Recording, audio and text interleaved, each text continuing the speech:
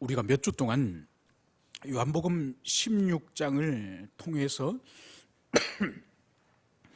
성령 강림과 함께 성령께서 어떤 사역을 행하실지 성령 사역을 중심적으로 요한복음 16장을 집중적으로 저희들이 다루고 있습니다.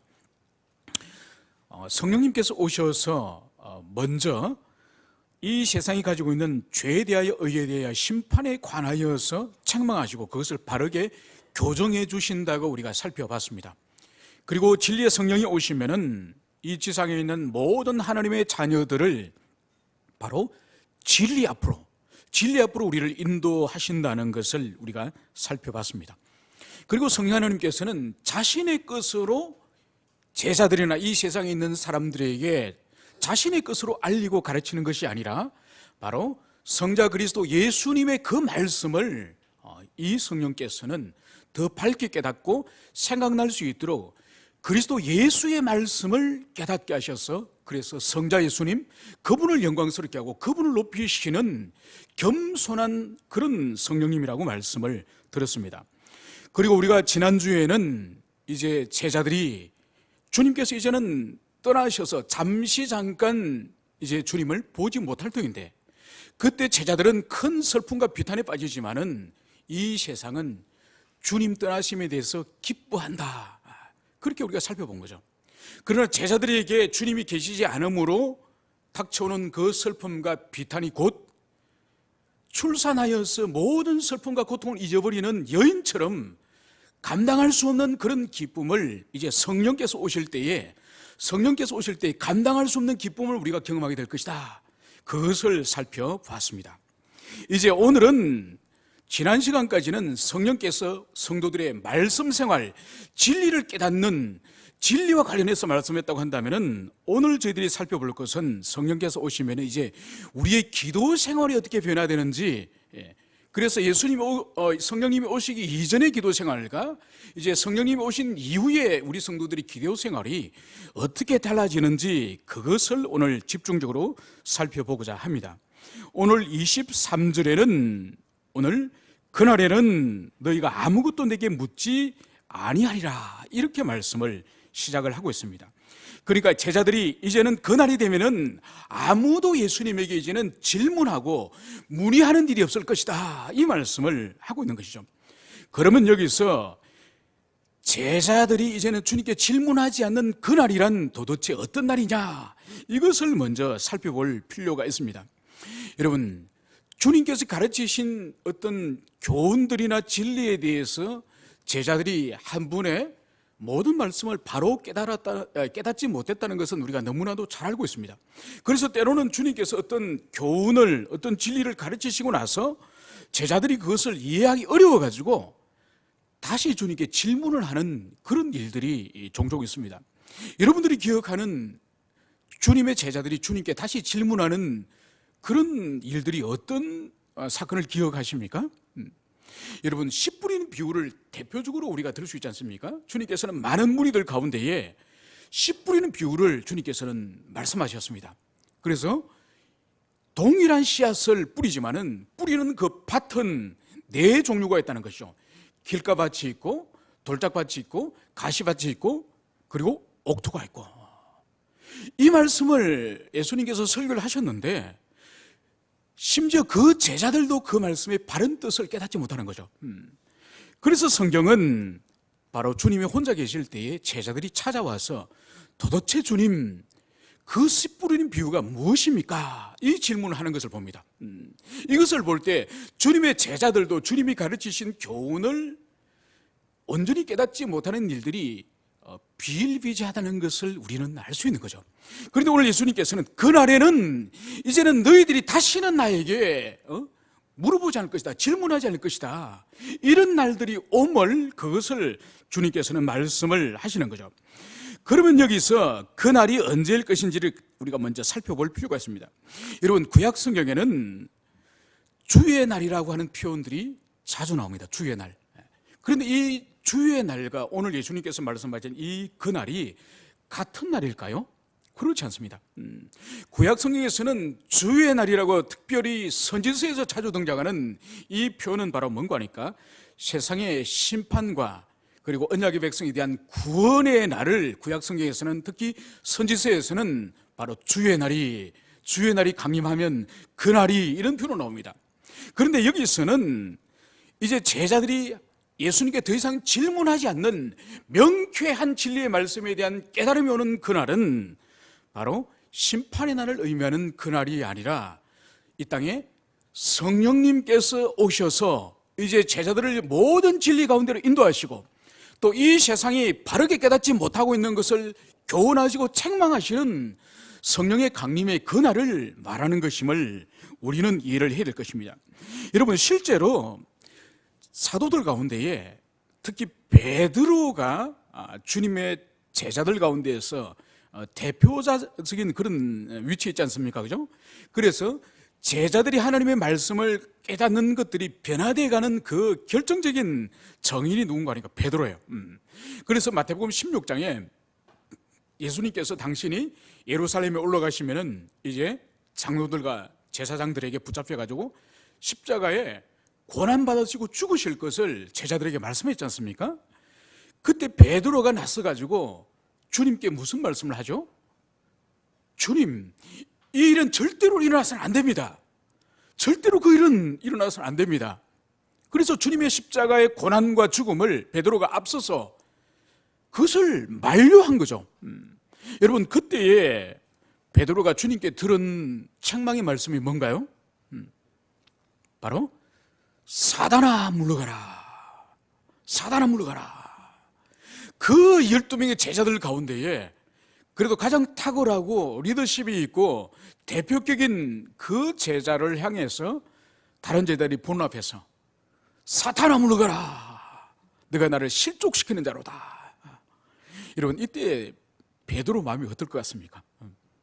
제가 여기 계시는 분들 거의 뭐 우리도 한 10여 명 되지 않습니까? 그죠? 10여 명 되는데 어떤 한 집사님에게 여러분 다 보는 앞에서 사탄아 물러가라 그러면 여러분 다음 주 교회 안 나올 가능성도 있겠죠, 그죠? 이렇게 베드로가 주님의 말씀을 잘 깨닫는 것 같기도 한데 또 엉뚱한 말을 하는 거예요. 그런데 여러분, 사도행전 2장을 가면은 성령이 강림하신 이후에 사도들에게는 더 이상 의욕스러움이나 의심이나 마음의 혼란이나 이런 거 더 이상 없습니다. 담대함과 확신을 가지고 이제 그리로 나가서 복음을 전하는 놀라운 변화된 그 사도들의 모습을 보는 거죠. 그 결정적인 증거가 바로 뭔가 하니까 성령께서 임하시면은 더 이상 의욕과 의심과 그런 것이 없는 확신 가운데에 이제 진리를 깨달았다는 증거가 또 베드로의 모습입니다. 여러분, 오순절 성령 강림한 이후에 주님의 제자들이 성령을 받고 나서 어떤 영적 현상이 일어났습니까? 방언을 말하지 않습니까? 그죠? 그 방언을 말하는 그 시간이 성경이 제3시라고 기록을 하고 있습니다. 제3시는 오늘날 우리 시간으로 하면 아침 9시예요. 아침 9시에 막 성령을 받고 나서 이 사람들이 방언을 하는 거예요. 그 모습을 본 유대인들이 방언을 하고 있는 이 사람들 향해서 어떻게 조롱하고 비난하죠? 술에 취했다, 술에 취해서 저렇게 방언을 하고 있다, 이렇게 말했을 때에 이 영적인 이 사건, 영적 현상에 대해서 베드로가 앞서가지고 이 영적 현상을 변증을 합니다. 그 변증이 바로 뭔가요? 그는 이렇게 말합니다. 때가 제3시니 너희 생각과 같이 이 사람들이 술에 취한 것이 아니라 이는 곧 선지자 요엘을 통하여 말씀하신 것이니. 여러분, 이 베드로는 성령이 강림하고 나서 이 사람들이 열방의 언어로서 막 방언을 하니까 즉각적으로 그것이 무슨 의미인지를 깨닫는 거예요. 유대인들은 그들도 구약 성경을 왜 몰랐겠습니까? 그들도 요엘서를 당연히 알고 있는 사람들은 유대인들도. 그런데 그들은 영적 현상을 바르게 깨닫지 못하는 거죠. 그러니까 이 아침부터 술을 마시고 취해가지고 횡설수설하고 있다고 이렇게 비난과 조롱을 하는 거죠. 그런데 베드로는 성령을 받고 방언하는 모습을 딱 보니까 이것은 요엘서에 이미 말씀하신 너희들의 자녀들이 예언할 것이며 노인들이 성령을 받고 환상을 볼 것이며 이런 말씀이 바로 성령을 통하여 깨닫고, 그래서 유대인들이 비난하고 조롱하는 것에 대해서 바로 변증할 수 있는 것이죠. 여러분, 이것이 바로 예전의 베드로와 성령을 받은 이후의 베드로의 놀라운 진리에 대한 지각의 변화라는 것을 그것을 볼 수 있습니다. 여러분 자신들도 경험하지 않습니까? 여러분 자신들이 교회 출석하자마자 하나님의 말씀을 처음부터 바르게 다 깨닫게 되고 다 이해하게 되고 그렇게 되던가요? 그렇지 않습니다. 우리가 주님을 인격적으로 깊이 만나는 그 회심의 경험을 통해서 주님을 사랑하게 되니까 주님의 말씀에 대한 놀라운 지각을 주님께서는 우리에게 허락해 주시는 거죠. 물론 우리가 회심을 한다 할지라도 그 진리 말씀을 한 번에 완전히 다 깨닫는 건 아니에요. 거기는 끊임없이 성경을 탐구하고 끊임없이 기도하고 끊임없이 진리 말씀을 배우려고 한 거룩한 그 열정을 가지고 있을 때에 그 진리 말씀에 대한 이해가 점점점 환해지는 거죠. 그래서 성령께서 우리들을 조명해 주실 때도 한꺼번에 확 이렇게 영적인 눈을 열어주는 것이 아니라 시간을 두고 점점점 그렇게 우리의 눈을 열어주시는 거죠. 오늘 베드로의 이 결정적인 증거를 통해서 성령 오시기 이전과 이후에 진리를 깨닫는 것이 얼마나 다른지, 그래서 오늘 주님께서 그날에 너희가 아무도 내게 묻지 않을 것이다. 왜냐하면 우리 안에 계시는 성령께서 그분이 교사가 되시고 그분이 우리의 인도하시는 지도자가 되셔가지고 진리를 깨닫게 하시는 그런 새로운 성령의 시대가 오기 때문에 바로 내게 묻지 않을 것이다, 이 말씀을 여기서 하고 있습니다. 그리고 우리 주님께서는 24절에서는 지금까지 너희가 내 이름으로 아무것도 구하지 아니하였으나 이렇게 말씀을 하고 있습니다. 여러분, 이 의미가 제자들 향해서 제자들이 지금까지 주님의 제자들이 지금까지 기도하지 않았다는 의미일까요? 그런 의미 아니에요. 주님은 일찍이 마태복음 6장 산상수훈에서도 제자들에게 기도를 가르쳤습니다. 그래서 주님께서는 외식하는 자 같이 기도하지 말고 골방으로 들어가서 엄밀하게 기도하라. 그래서 골방의 기도를 주님께서 가르치셨고, 그리고 세례 요한의 제자들도 자신의 제자들 향해서 요한이 기도로 가르친 것처럼 우리들에게도 주님께서 기도를 가르쳐 주세요, 이 요청을 따라서 주님께서는 기도의 모범이라 부를 수 있는 주기도문을 주님께서는 가르쳤습니다. 그리고 누가복음 18장에서는 불의한 재판관의 비유를 주님께서 드시면서 강청하는 기도, 바로 불의한 재판관을 향해서 과부가 강청하듯이 하나님께 그렇게 강청하는 기도를 드리라고 그것도 가르쳤습니다. 그리고 주님께서는 기도에 대해서 구하라, 찾아라, 두드리라는 이 말씀을 통하여서 간절히 하나님 앞에 구할 것을 가르쳤죠. 그러므로 제자들에게는 주님께서 일찍이 기도에 대해서 주님께서는 가르치셨어요. 그런데 여기서 주님께서는 너희가 내 이름으로 아무것도 구하지 아니하였다, 이 의미는 뭘까요? 그것은 바로 주님께서 일찍이 제자들에게 기도의 다양한 교훈을 가르치셨지만은 그 기도에 대해서 내 이름으로, 예수 이름으로 기도하라고는 지금까지 안 가르치셨어요.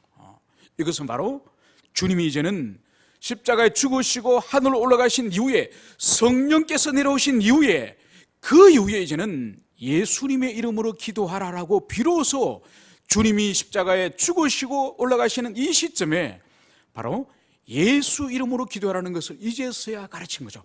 그래서 지금까지는 제자들이 기도 생활을 하였지만은 바로 예수님 이름으로 기도하지 않았음을, 그것을 우리가 볼 수가 있습니다. 그러면 여기서 예수님께서 왜 나의 이름, 너희들에게 예수 이름으로 기도하라는 의미가 뭔지, 그것을 우리가 살펴볼 필요가 있습니다. 여러분, 우리가 모든 기도를 마친 이후에 제일 마지막에 예수님 이름으로 기도합니다, 아멘, 이렇게 기도하지 않습니까?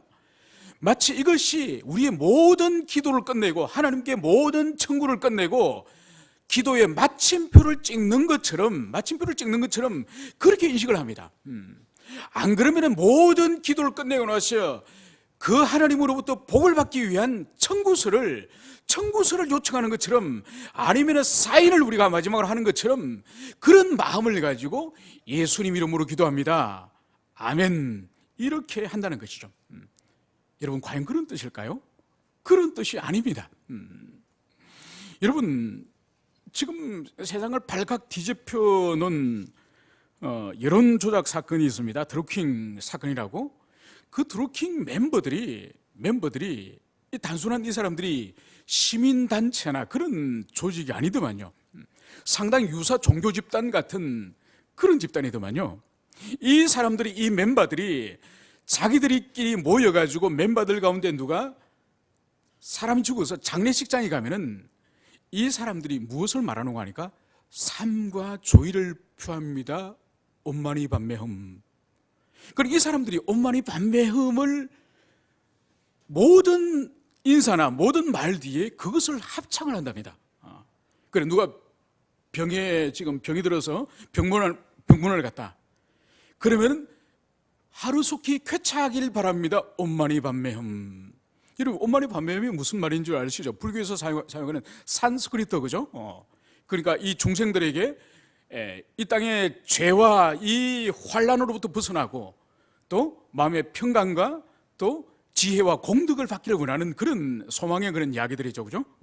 그러니까 이 사람들은 환자가 있어서 사람들이 아프면은 빨리 쾌차하길 바랍니다. 온만이 반매흠.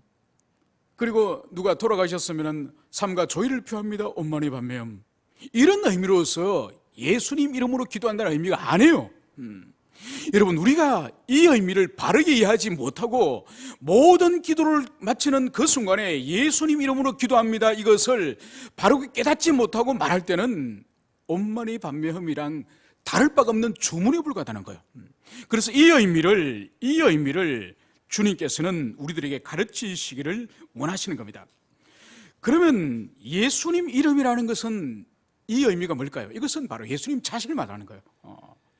그러니까 구약에도 여호와의 그 이름을 망령되이 일컬지 말라고 십계명 가운데서도 분명히 우리들에게 가르치고 있지 않습니까? 여호와의 이름은 여호와 자신을 말하는 거예요. 그것처럼 예수님 이름은 예수님 자신이에요. 그러니까 예수님 자신으로서 기도하는 그 의미인데, 이것은 바로 예수님의 이름에는 주님의 인격과 주님의 성품과 주님의 사역이 담겨 있는 거예요. 그러니까 예수님 자신을 말하는 것이죠. 그러면 예수님의 인격과 예수님의 사역을 의존하는 이 기도라고 할 때에 이 주님의 사역과 주님의 인격의 본질이 뭘까요? 그것은 바로 주님께서 이 땅에서 오셔서 고난받으시고 죽으시는 십자가의 대속 사역을, 그 정신과 그것을 기억하면서 우리가 이 기도를 드리는 거예요.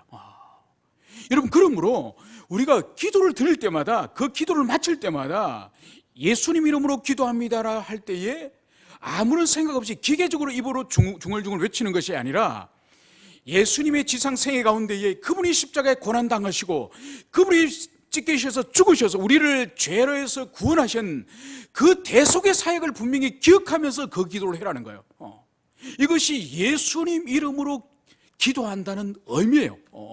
이런 관념이 없으면, 이 생각이 없으면 이것은 올바른 기도라고 할 수가 없는 것이죠. 그래서 예수님께서도 바로 당신께서 요한복음 15장 7절에서 그리스도와 우리의 연합 안에서 기도에 대해서도 그때 가르쳤었습니다. 어떻게 가르치셨나? 너희가 내 안에, 내 말이 너희 안에 있으면 너희들이 무엇이든지 구하라, 그럼 받으리라. 여러분, 제가 누차 기도 생활과 그리스도 연합에 대해서 누차 이 부분을 강조합니다. 많은 사람들은 이 부분에 있어서 전제되는 우리가 그리스도와 연합되어지고 그리고 우리 안에 그리스도의 말씀이, 진리 말씀이 있는 이것을 생략한 채로 예수님께서 무엇이든지 구하라, 그러면 시행하리라, 이것만 기억하는 거예요. 방점이 그게 아니에요. 초점이 그것이 아니에요. 바로 무엇이든지 구할 때에 하나님이 응답하신 이 전제 조건이 바로 뭔가 하니까 우리와 그리스도의 연합이 먼저 돼야 되고, 그리고 주님의 말씀이 우리 안에서 끊임없이 깨달아지고 그 말씀에 순종하는 순종의 삶을 살아낼 때에, 그런 삶을 사는 자가 주님 앞에 무엇이든지 기도할 때에 주님이 응답하시겠다는 거예요. 그래서 예수님 이름으로 기도한다는 의미를 바로 그분의 지상생애 가운데에 고난과 십자가 죽으심과 그분의 부활을 인식하지 않고 주님의 이름을 함부로 덜먹이면서 기도하는 것은 아무런 효과가 없는 거예요. 그래서 오늘 주님께서는 이 부분의 말씀이 얼마나 중요한지 진실로 바로 성령이 오신 이후에 우리 기도 생활에 있어서 본질적인 이 교훈을 위해서 진실로 이 말씀으로 이 교훈을 하시는 거예요. 그러므로 우리가 앞으로 어떤 기도를 하든지 간에 그 마지막 말미에 예수님 이름으로 기도드립니다, 이것을 할 때마다 바로 주님의 그 이름에 담긴 그분의 사역, 그분의 인격, 그것을 반드시 가슴에 새기고 기도하는 여러분들이 되시기를 간절히 축원을 드립니다. 이제 주님께서는 25절에 이것을 비유로 너희에게 일렀거니와, 여러분, 주님께서는 지금까지 주님의 가르침을, 모든 가르침을 비유로 말씀하신 것은 사실 아니에요. 그러나 상당히 많은 말씀을 비유로 주님께서 가르치신 거죠. 여러분, 비유가 뭔가요? 비유는 바로 주님의 그 진리를 아주 짧고 격언적인 어떤 형태의 이야기로서 주님의 진리를 그렇게 압축적으로 가르친 것을 말씀하시는 거죠.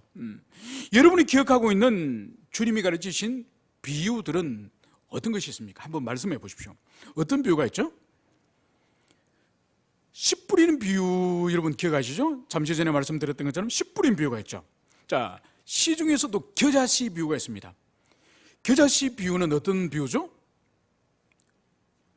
누룩의 비유는 어떤 비유인가요? 누룩의 비유와 겨자씨 비유는 동일하게 하나님 나라로 가는 비유예요. 겨자씨와 같고 작은 누룩과 같은 그것이 큰 나무로 자라고 빵 전체를 부풀게 하는 것처럼 바로 하나님 나라는 시작이 아주 적게 시작하지만은 나중에는 엄청난 영향력 있는 그런 나라로 자랄 것을 말씀하시는 거죠. 또 어떤 비유가 있습니까? 양과 염소 비유, 여러분 기억나십니까? 양과 염소 비유. 또 티끌과 들보 비유 기억하시죠? 티끌과 들보 비유. 그리고 가라지 비유 기억하십니까? 가라지 비유. 곡식과 가라지가 한 밭에 자라는 것을 주님 말씀하셨죠. 선한 사마리아 비유 기억하시나요? 선한 사마리아 비유는 어떤 교훈을 주십니까? 이웃 사랑에 관한 교훈을 주시는 거죠. 이웃 사랑. 그리고 여러분, 열처녀 비유.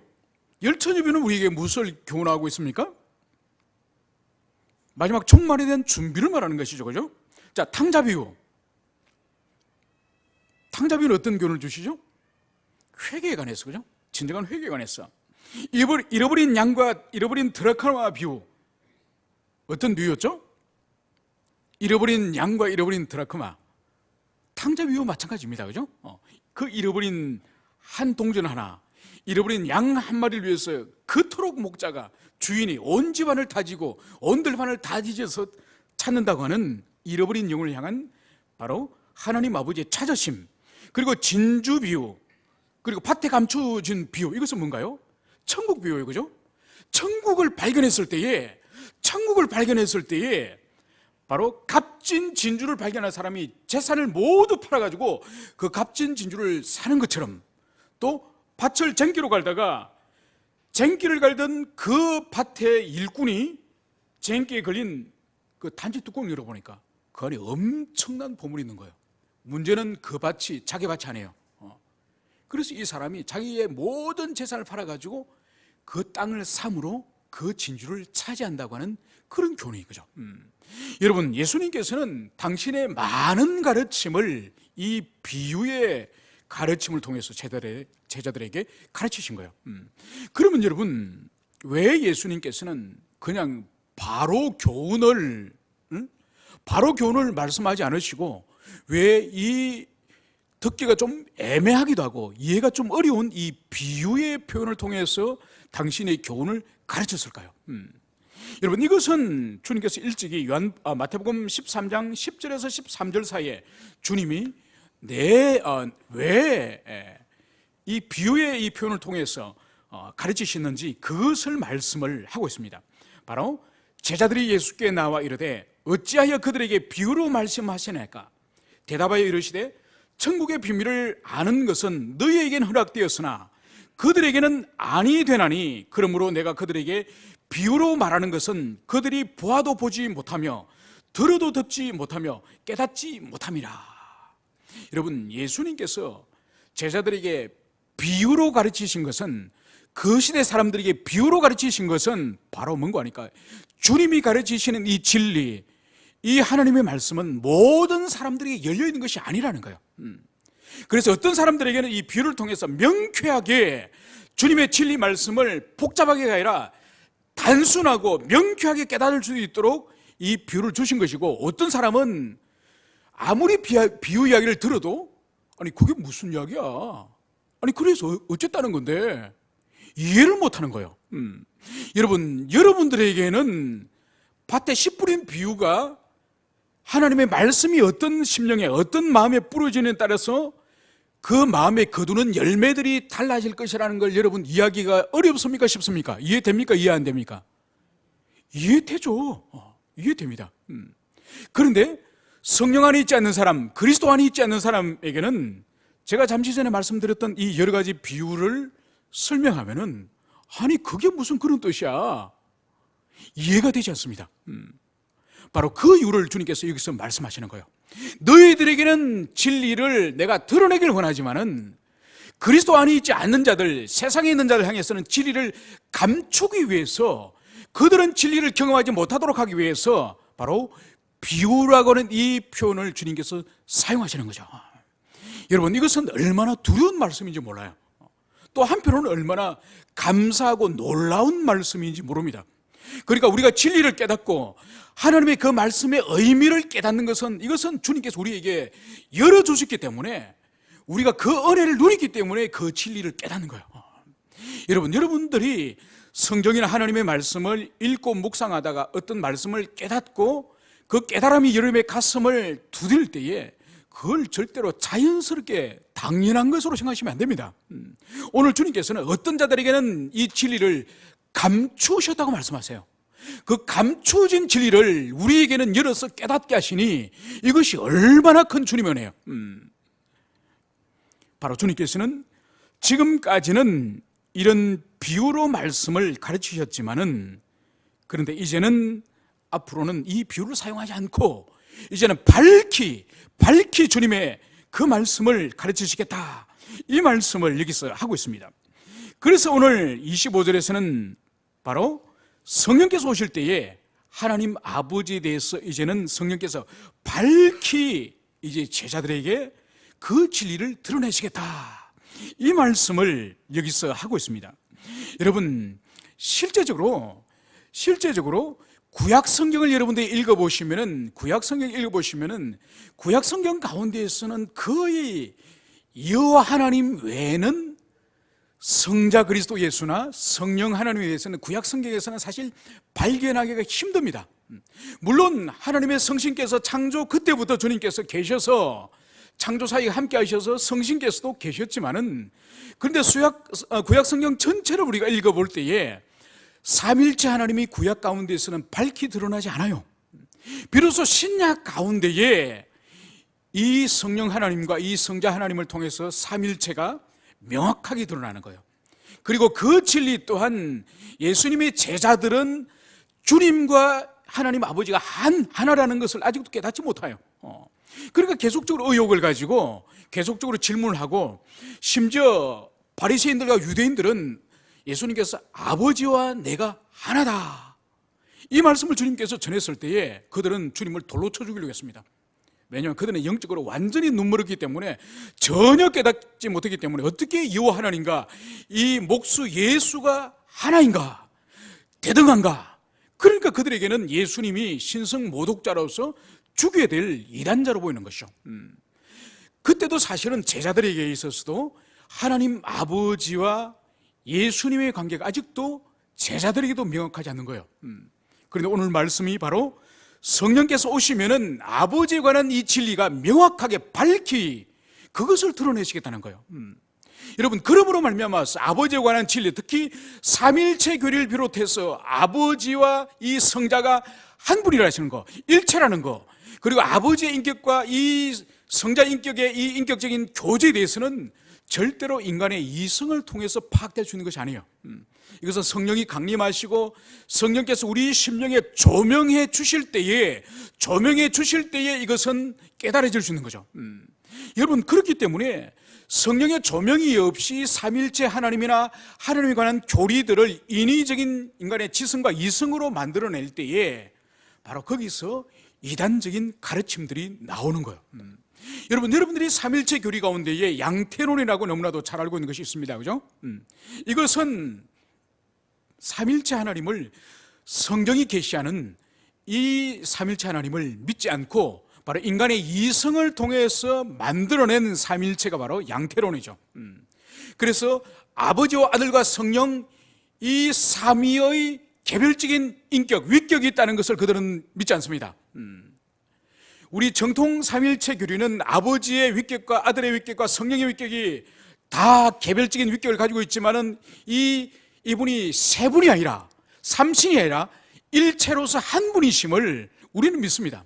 그런데 이 이성주의자들, 이 양태론자들은 그것이 아니라는 거죠. 아버지 위격과 아들의 위격과 성령의 위격이 따로 있는 것이 아니라 한 분인데 구약시대 때는 이스라엘 백성들에게는 그분이 여호와로 그렇게 나타나셨고, 그 동일한 분이 이제 예수로 태어나셨고, 예수로 태어나신 그분이 이제 하늘로 올라가셨다가 다시 성령으로 내려오셨다는, 그래서 위격이 한 위격이고 한 신이라고 그들은 그렇게 생각하는 거죠. 그러니까 시대를 따라서 아버지로서, 아들로서, 성령으로서 그렇게 나누어졌다고 보는 것이죠. 그런데 그것이 아니라고 성경은 분명히 아버지의 인격과 아들의 인격이 따로 있고, 그래서 아들이 아버지를 공경하고, 그리고 아버지께서 아들에게 영광을 돌리고, 그리고 성령께서는 또 성자를 향해서 영광을 돌리고, 그러니까 제각기의 위격이 삼위가 있다는 것을 성경 분명히 말씀하고 있습니다. 그러나 이것이 삼신이 아니라 바로 일체로서 한 분이라는 것을 성경은 명확하게 기록을 하고 있지만은, 그것을 성령의 인도하심이 아니라 인간의 이성을 통해서 그것을 만들어내다 보니까 바로 양태론적인 삼일체를 인간은 만들어내는 것이죠. 이 모든 것이 성령을 의지하지 않고 성령께서 밝히 하나님을 아는 지식을 비춰주지 않았기 때문에 인간이 만들어낸 바로 이단적인 그런 교리적인 참사라고 할 수가 있는 것입니다. 오늘 여기서 우리가 이해할 말씀 가운데 주의할 것은 바로 26절에 따르면은, 그날에 너희가 내 이름으로 구할 것이요 내가 너희를 위하여 아버지께 구하겠다는 말이 아니니, 이 말씀을 여기서 하고 있습니다. 여러분, 이 말씀은 이제 성령께서 오시면 밝히 우리의 내면과 우리 심령의 진리를 깨닫게 하시면은 바로 이제 제자들이, 그리스도인들이 이제 예수 이름으로 이제 기도하고 예수 이름으로 구할 것이라는 거죠. 바로 그때에 내가 너희를 위하여 아버지께 구하겠다는 말이 아니니, 이 말을 오해를 해서는 안 됩니다. 그러니까 이 말씀을 이제는 더 이상 예수님께서 제자들을 위해서, 이 땅에 있는 성도들을 위해서 더 이상 아버지께 이제는 내가 더 이상 너희들을 위해서 기도하지 않겠다, 이런 의미로 해석을 하면 안 됩니다. 이 의미를 어떻게 해석이 되느냐, 여러분 보십시오. 예수님께서는 이제 지상에 계시다가 성천하신 이후에 이제 하나님 보좌 우편에 앉아 계십니다. 그때의 히브리서와 로마서에서는 하나님 우편에 앉아 계신 그분께서 지상에 있는 제자들 향해서 지금도 중보하고 계신다고 그렇게 성경은 분명히 기록하고 있습니다. 그러므로 주님께서 성천하셔서 지금도 기도하고 있는 이 주님과 오늘 여기서 내가 너희를 위하여 아버지께 구하겠다는 말이 아니니, 이것을 조화롭게 해석을 해야 되는 것이죠. 바로 이 말씀이 더 이상 하나님은 하늘에서 이 땅에 있는 성도들과 제자들을 위해서 기도하지 않겠다는 의미가 아니라, 지금까지는 제자들 향해서 예수님이 친히 하나님 아버지께 기도했습니다. 그리고 그 기도에 대한 응답을 예수님이 받아서 제자들에게 예수님이 또다시 가르치고 예수님이 그것을 줬습니다. 이제는 그러지 않는다는 거죠. 성령이 오신 이후에는 이제는 하나님에 관한 계시를 밝히 제자들에게 이제는 비춰주심으로 말미암아서 이제는 제자들이 친히 하늘에 계신 하나님 아버지께 기도하고, 하나님 아버지께서도 이제는 예수님을 통해서가 아니라 제자들에게 친히 말씀하시고 응답해 주시는 그런 시대가 왔다는 것을 여기서 말씀하시는 거예요. 여러분, 그러므로 예수님께서 십자가에 달리셨다가 이제는 운명하시는 그 순간, 죽으시는 그 순간 바로 예루살렘 성전에서 어떤 일이 일어났습니까? 바로 성전의 지성소와 성소를 가로막고 있는 그 휘장이 위로부터 아래로 반조각 나버리는, 찢어지는 그 역사가 일어났습니다.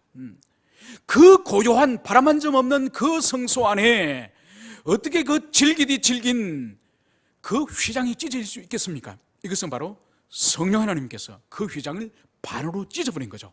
그래서 이제는 성소와 지성소 사이의 공간의 분리가 아니라 한 공간으로 만드신 거죠.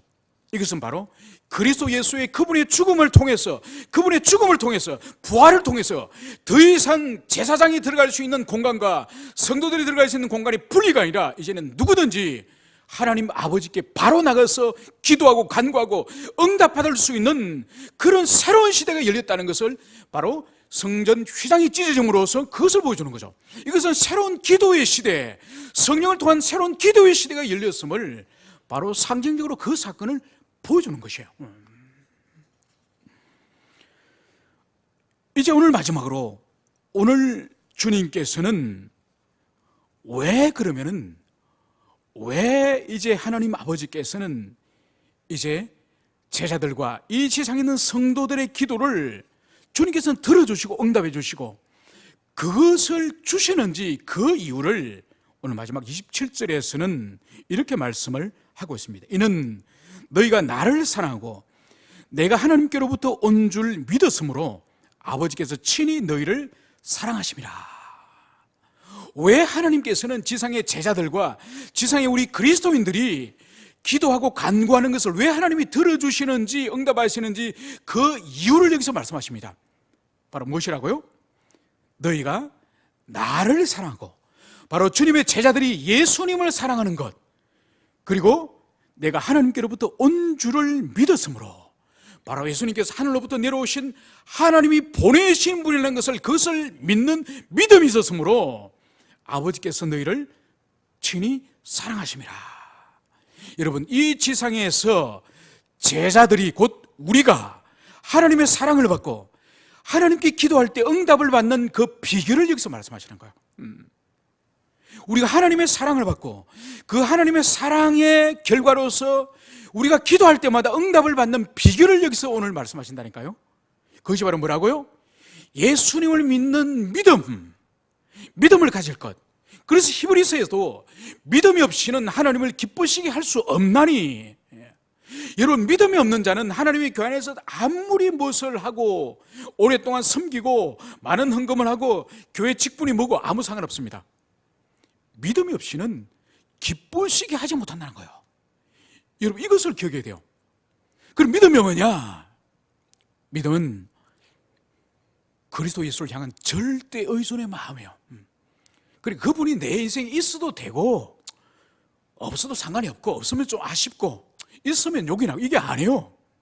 내 인생 전체, 내 생명 전체를 그분께 의존하는, 그분을 신뢰하는, 그래서 그분을 사랑하는, 그래서 그분을 순종하는, 여러분, 이런 관계예요.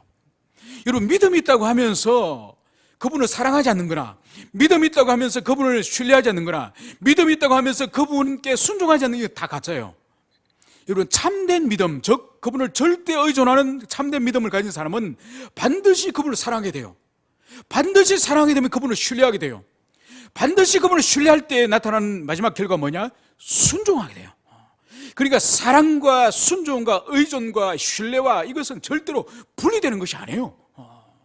그래서 주님께서는 여기서 하나님 아버지의 사랑을 받고 하나님 아버지의 기도 응답을 받는 그 두 가지 비결, 바로 그분을 향한, 예수님을 향한 믿음이 너에게 진짜로 있느냐, 참된 믿음, 죽은 믿음 말고 참된 믿음이 있느냐, 두 번째는 예수를 사랑하느냐, 예수를 진정으로 인격적으로 사랑하느냐, 이것이 바로 하나님 아버지로부터 사랑을 받고 기도 응답을 받는 비결이라는 것을 오늘 여기서 말씀을 하고 있습니다. 여러분들이 하나님께로부터 간구하는 것을 응답받기를 원하고 하나님과의 진정으로 그러한 관계를 원한다면 다른 것에 주목하지 마세요. 첫째는 그리스도 예수를 진정으로 전심을 당하여 절대 의존의 믿음이 여러분 자신에게 있는지 그것을 확인하세요. 두 번째는 예수님을 진정으로 내가 사랑하는지, 진정으로 사랑하는지, 그것이 있는지 그것을 살피세요. 뭘 하려고 하거나 무슨 공적을 남기려고 하거나 어떤 것을 드러내려고 하지 말고 그것이 아니라 사랑하는 거나 믿는 거나 우리의 내면에 관한 것이에요. 보이지 않는 것이에요. 그것을 주목하셔야 돼요. 그때 주님께서는 우리를 사랑해 주시고 바로 우리의 간구와 우리의 기도를 주님께서 응답하시겠다, 이 말씀을 주님께서 여기서 하고 있습니다. 여러분, 이러므로 이 시대의 유대인들, 이 바리새인들의 비극이 바로 이 문제예요. 이 사람들은 일주일에 몇 차례 금식을 하고 11조를 하고, 11조도 단순한 11조뿐만 아니라 밭에서 키우는 야채의 11조까지 그렇게 엄격한 11조를 하지만은 예수님으로부터 사단의 자식아, 이런 평판을 받는 이유가 뭔가요? 오늘 바로 예수님 말씀하신 하나님의 사랑을 받고 하나님의 기도 응답을 받는 두 비결, 예수님을 이들은 사랑하지도 않았고 예수님을 믿지도 않았으니 바로 이 시대에 가장 열심을 가지고 하나님을 섬겼다고 소위 말하는 이 유대교 지도자들, 이 사람들이 가장 비극적인 인물이 되고 말았습니다. 여러분, 우리 자신에게도 적용하기를 원합니다. 바로 우리가 외적인 어떤 것을 세상 가운데 사람들 가운데 드러내는 거기에 주목하기보다는 우리의 내면에 그리스도를 향한 사랑이 있는가, 그분을 절대적으로 의존하는 믿음이 있는가, 이것을 여러분들이 목숨을 걸기 바랍니다. 그래서 이 주님을 향한 사랑이 있고 그분을 향한 절대 의존의 믿음이 있으면 그 안에서 모든 사역과 모든 섬김들이 흘러나오는 거예요. 어떻게 주님을 사랑하면서 그분을 의존하는 사람이 그분께 순종하지 않으며 그분이 기뻐하는 일을 하지 않겠습니까? 그러므로 본질을 집중하고 본질을 붙잡을 때에 이후의 모든 사역적인 삶의 일들도 하나님께서 성령 가운데 역사하시기 때문에 여러분들이 무엇을 본질로 삼을지, 무엇을 붙잡을지 마음에 깊이 새기시기를 간절히 축원을 드립니다. 함께 기도합시다.